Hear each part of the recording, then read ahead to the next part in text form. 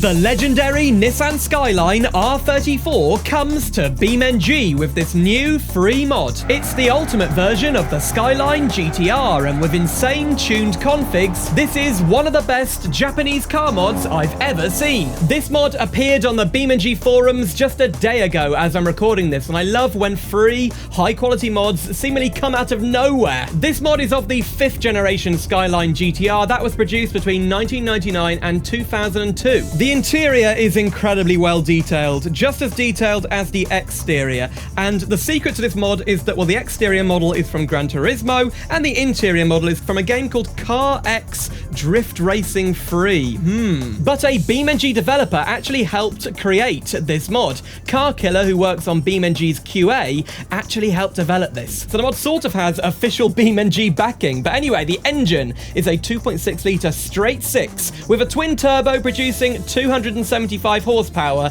on paper.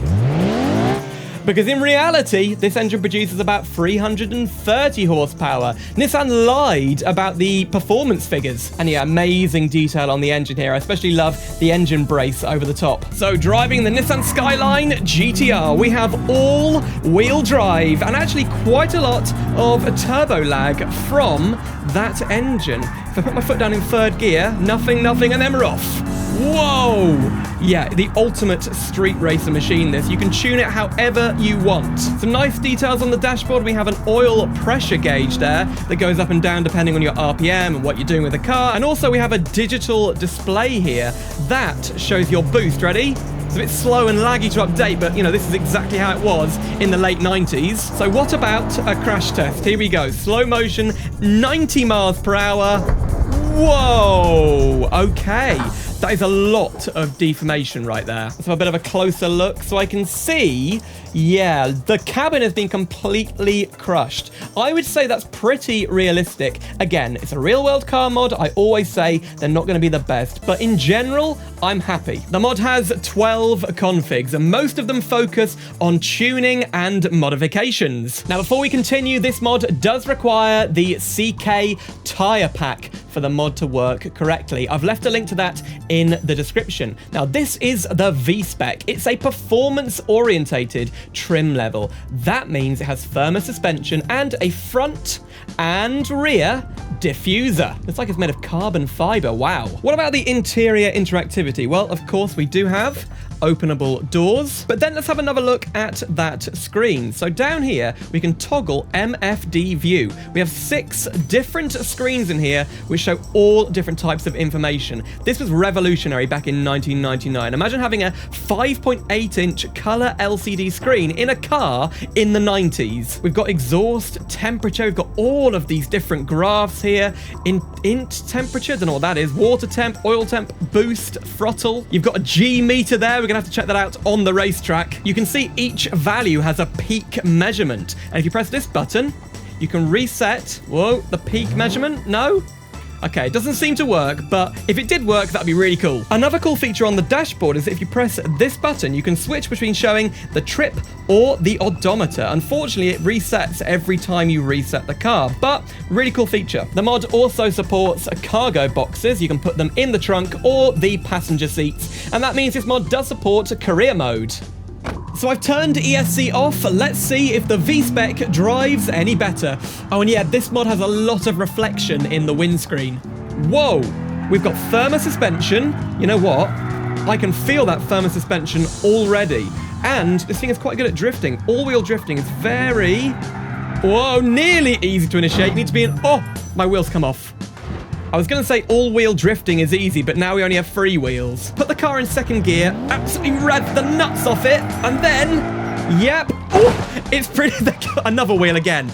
Yeah, it's pretty good. Probably the most famous model of the R34 GT-R is this, the V-Spec 2. With this blue paint, it is iconic. Look at that front diffuser, and this is the facelift version. Slightly modified, slightly more aggressive and boxy styling. I love the rear wing, by the way. Even though there is a lot of turbo lag, what that means is that driving around normally doesn't feel that extreme. But then when you put your foot down, after a few seconds, you're off. Woohoo! Now, Japan had a weird kind of gentleman's agreement between all the manufacturers. So Nissan lied when they said this car had 276 horsepower because all the manufacturers said that's the maximum horsepower we're going to make for any of our cars. And Nissan just made this with 330 plus. Here we go! Oh, and it sounds great. The shape of those rear lights is iconic. This is one of the most iconic cars, probably in motoring history. Oh my goodness. I mean, how many games and TV shows and movies have you seen this in? If a racing game doesn't have this car, it's not worth playing. Here we go. Bang.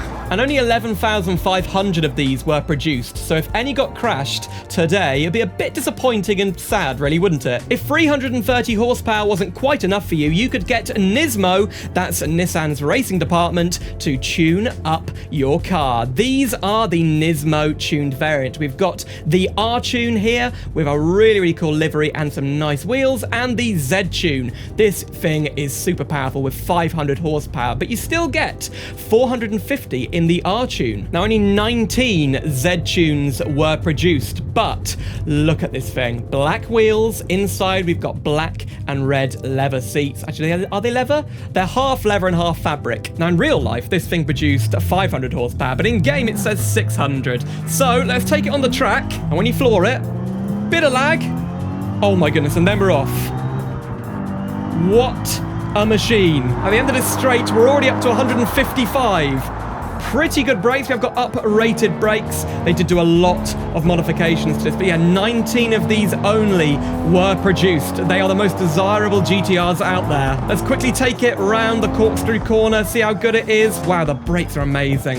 It just handles super nicely, and that four-wheel drive system works very well. You don't get like all-wheel drifting all the time. You can control it nicely. These cars were and still are iconic street racers, and on the right we have a version inspired, in fact pretty much copied, from Too Fast, Too Furious. This is the car driven by Brian, played by Paul Walker. He drove a Nissan Skyline R34 with modifications. I love the livery on this thing. The blue and silver go really well together. And this thing has about 600 horsepower. And with a similar amount of power, we have the matchless crowd racing config. This is a Japanese tuning house. This thing was iconic in Tokyo in the early 2000s. It was used a lot on the Shuto Expressway around Tokyo. Now this thing does have nitrous, so I'm going to turn that on. Let's see if we can keep up with the matchless crowd racing config.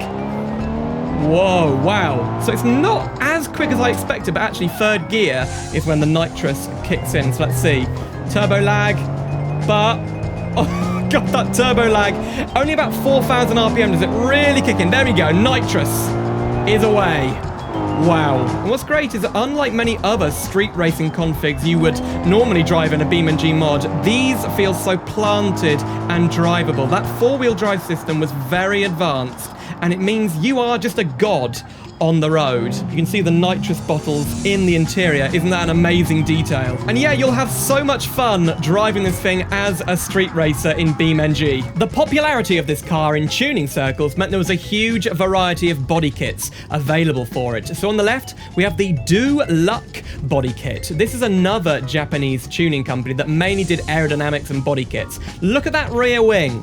That is an unusual shape, but quite cool. It almost hits the rear fender there. This thing has about 550 horsepower, but then over here, we have the Street Drag Racer. This thing has 1,500 horsepower. We've also got very aerodynamic styling with a massive inlet there. Look at the size of that grille. And a really stubby and short rear wing. I wonder why. Maybe for top speed, stability? Now, we're going to drag race it against the Ibishu BX Dragster. This thing has 1,300 horsepower. I think it's an engine-swapped V8. So, let's see how well we can do. Oh, goodness, the interior reflections here are crazy. Well, here we go, bring it up to the line. We've got nitrous on, and here we go. This is going to be crazy. Good start. Bad shift there. Oh, I don't know, though. That's pretty good. We're already at 170. Over the line, easily beat that guy. Wow. Brakes. Whoa. Whoa, not as good brakes as I was expecting, but still pretty good. So he did that in 9.2, and I did it in 8.6. Wow. The craziest thing about this config is that apparently it can do 275 miles per hour. So let's see. There's fourth gear. brings us right up to 180. Fifth gear. 200. Oh my goodness. We've got 6 gears in this thing, thankfully. That is 230. I need to avoid the traffic. 250. 260. That's 280. I mean, I'm sure we would have made it. Oh, we're wrapped around a lamppost. And there you go. One of the wheels, which looks like a tumble dryer, is spinning very quickly. The engine is hanging. What the hell is the engine hanging from? Anyway, really, really cool config. We're at the West Coast USA racetrack to check out some motorsport configs, and we've got the Mines Motorsports tuning house config. This is another Japanese tuning house to do a lot of work on the Skylines. This is iconic because it was featured heavily in Gran Turismo. On the right, we have the Japanese touring car variant. This is kind of like a Japanese GT3 car. It's from the Super Taikyu racing series, and I love the look of this thing. Inside, it is stripped out. We've got a roll cage, we've got bucket seat, and yeah, I'm looking forward to driving this. Okay, off we go onto the racetrack. Now, I have to say, the map is really nice. Doesn't really help that well to see the racetrack because the colors on there are a bit weird, but I'm guessing that is what it was like. Now, the grip on this thing is amazing. Let's go for the G meter and see what G's we're pulling. It's quite hard to see, but I can see a tiny yellow dot on there. We're off the scale. We're off the scale. Now, these cars had manual gearboxes. They didn't have sequential. We do have a sequential race car to check out. It's so grippy, it's actually surprising me, and I can't react fast enough. Revs up to, what the hell, 10,000? Yep, and it's happy all the way up to 10,000. It doesn't sound good, but it's fine. It's not often you get an inline 6 revving this much. Very comfortably up to 155. Hit the brakes. Amazing brakes. Wow. They've been really good today. What about the ultimate test? Let's see. Whoa, a little bit of understeer, not too bad. Bring it in. Swing right. Ooh. Yes, very good. And finally, we've got the top secret Fusion RR config. This is another race car. In fact, it's a race car built for the road. It's street legal in Japan. This was designed by the company Top Secret. They're a Japanese tuning house founded by Smokey Nagata. He is a very famous street racer. He's done some amazing things with cars, including like 200 miles per hour on a British motorway. Although that is very illegal, and of course, I do not condone it. Anyway, let's see what it's like on a racetrack. So we've got a sequential gearbox here, 800 horsepower, actually 727. I don't know, sometimes BeamNG mods say they have different horsepower figures than they actually do, but they should have about 800.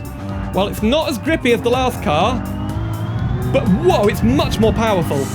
Lot of understeer. Oh my goodness. So we don't need to use the clutch. The sequential gearbox is doing it for me. Look at the size of those mirrors. They are tiny. It's all about aerodynamics. Now, I can't believe this thing is road legal in Japan. What an insane beast. So you've got to use that all-wheel drive to your benefit. That is what gets you round the corners. There you go. The understeer just completely goes away when you put your foot down. That's like a really controllable version of torque steer. Top speed down here, let's see. 155. How many gears have we got? Probably 6. That's 175. Wow, this is quick.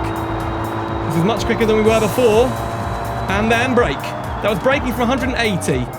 We just about made it. Not quite. It's the corkscrew corner test. Now, I really need to get the speed up on here for it to be a fair test, but it likes to understeer. What is this? Something tells me this is better suited to straight line speed. Street racing, really, rather than track racing. Anyway, here we go. Brake quite a bit. Round here. Oh! Come on, I'm giving it so much steering, it was not responding, but it's still really fun on a straight line. So there you go, the Nissan Skyline GT-R R34, an insanely brilliant BeamNG mod that is free and on the BeamNG forums. Tell me how much you like this mod and how much you like the Nissan Skyline GT-R in the comments down below. And if you'd like to see another real-world supercar mod for BeamNG, click the video on screen right now. It's the Porsche Carrera GT.